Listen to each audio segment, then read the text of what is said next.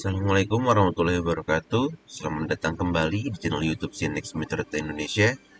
Pada kesempatan kali ini, saya coba akan menjelaskan materi selanjutnya mengenai Physical Security and Environmental Monitoring System yang dimiliki oleh APC.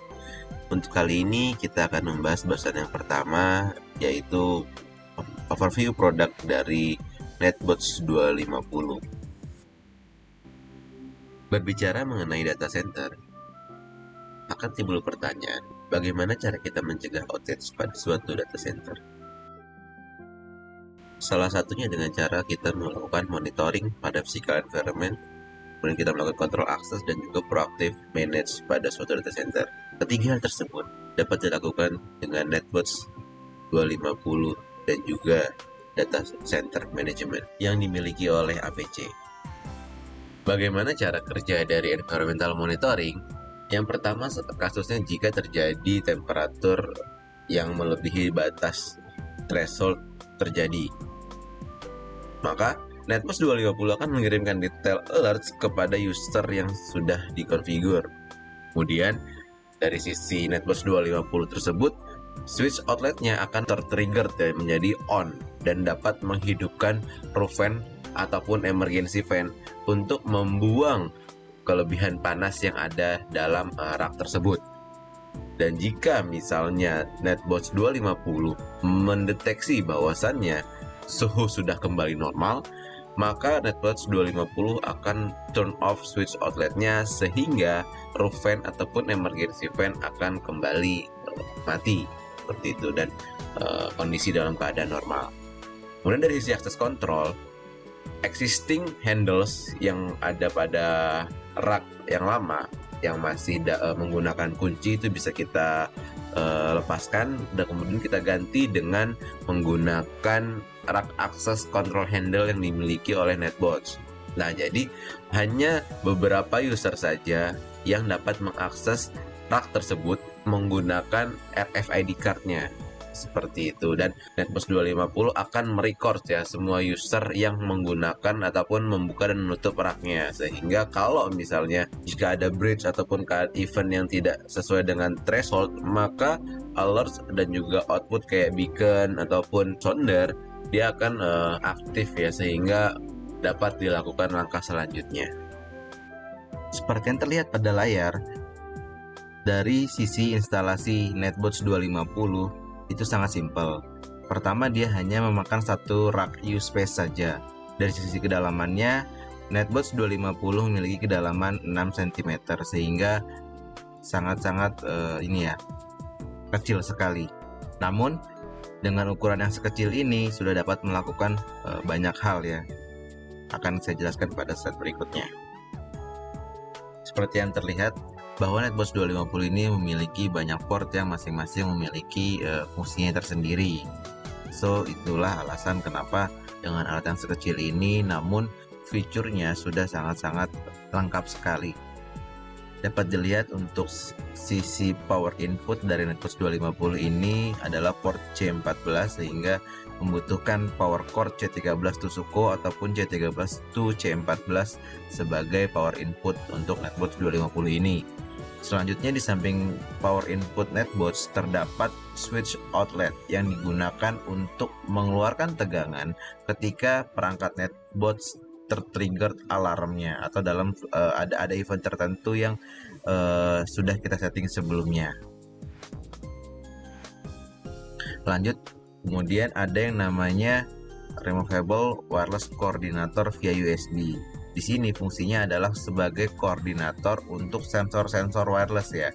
Seperti yang sebelumnya sudah pernah dijelaskan bahwasannya NetBots family dapat mengidentifikasi sensor wireless berupa temperatur dan juga temperatur humidity. Selanjutnya di sebelahnya lagi terdapat rak access control handle input dan juga door contact sensor ya.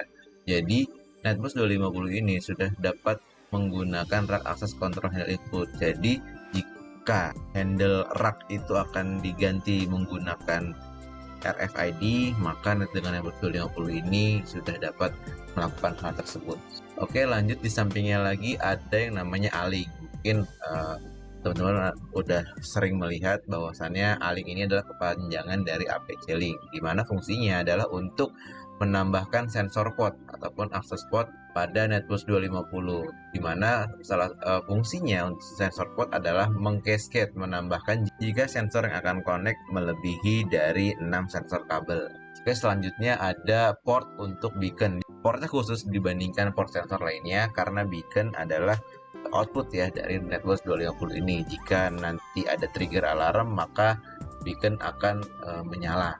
Kemudian yang paling penting, di samping dari port beacon itu ada RJ45 sensor port, atau lebih kita sering kenal dengan sebutan Universal I/O port, mana fungsinya adalah untuk menambahkan sensor sesuai kebutuhan, yaitu bisa sensor temperatur humidity, sensor smoke, sensor door switch, bisa juga point sensor, vibration sensor, dan banyak lagi.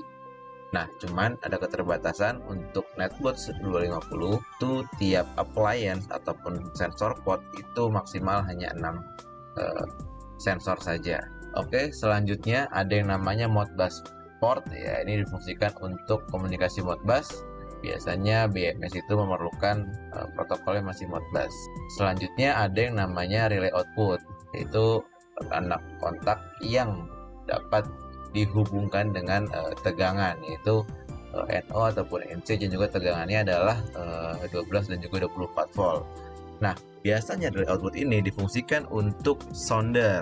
Jika kalau bikin belum ada suaranya, nah jika menggunakan sounder dapat digunakan port relay output ini.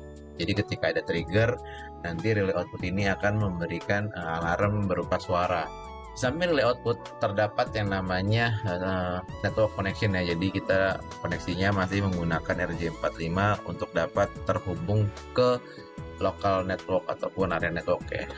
Oke, selanjutnya ada mini USB console port. Ini digunakan untuk melakukan konsol jika ingin men-setting ataupun mengkonfigurasi netbox-nya.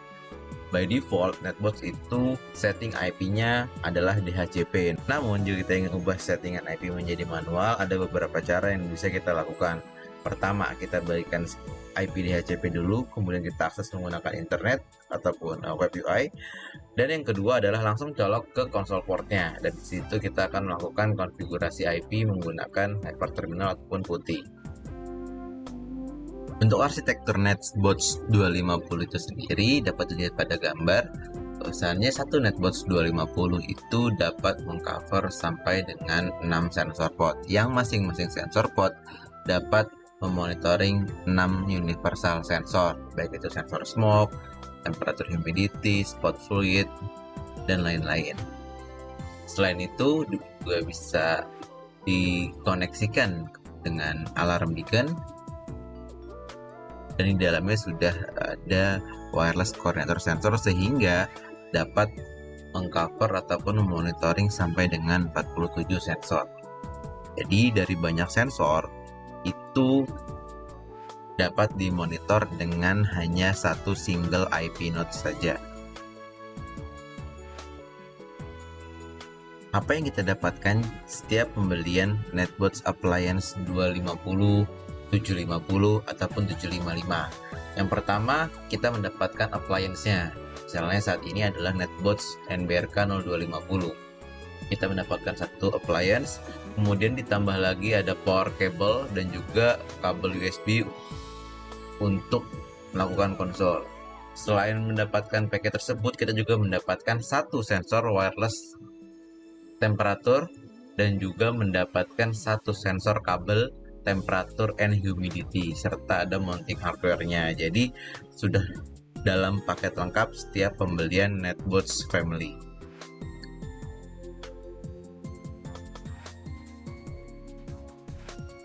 Sekian pembahasan kita kali ini. Jika ingin ada yang ditanyakan, dapat kontak langsung ke apc@metrodata.co.id atau bisa tinggalkan chat di kolom komentar. Sekian, Assalamualaikum warahmatullahi wabarakatuh. Terima kasih.